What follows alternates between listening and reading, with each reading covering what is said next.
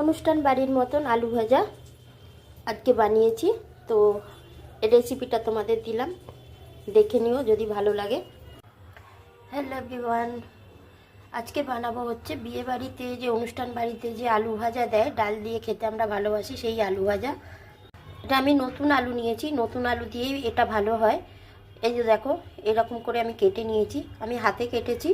তোমরা চাইলে এরকম জিনিসটা দিয়েও মানে কেটে নিতে পারো আলুটা। আমি হাতে করেই কেটেছি। শুকনো টুকনো করার দরকার নেই, খালি জলটা না থাকলেই হবে। কড়াইতে তেল দিয়ে দিয়েছি, হাফ চামচ দিয়ে দিচ্ছি লবণ।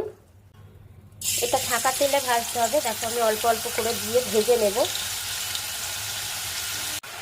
এইভাবে নেড়ে চেড়ে ভালো করে লাল লাল করে ভেজে নিতে হবে। তবে গ্যাসের আগুনটা মিডিয়ামে রেখে দিয়েই ভাজতে হবে। গ্যাসের আগুন যদি অনেক বেশি হয় তাহলে কিন্তু ভাজাটা ভালো হবে না। একটা ব্যাস দেখো ভাজা হয়ে গেছে, এবার আমি তুলে নেব।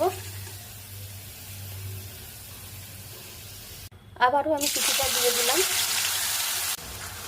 আলুটা ভাজতে 4 মিনিট মতো সময় লাগছে।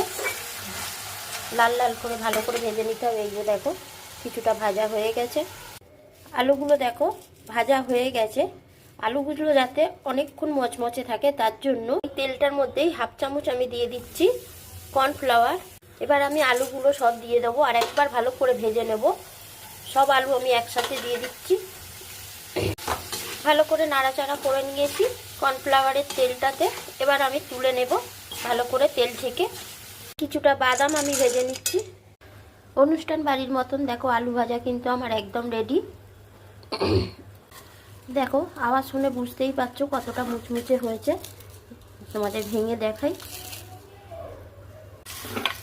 যদি রেসিপিটা ভালো লাগে একটা লাইক কমেন্ট করে দিও। তো চলো এখন এই পর্যন্তই, টাটা।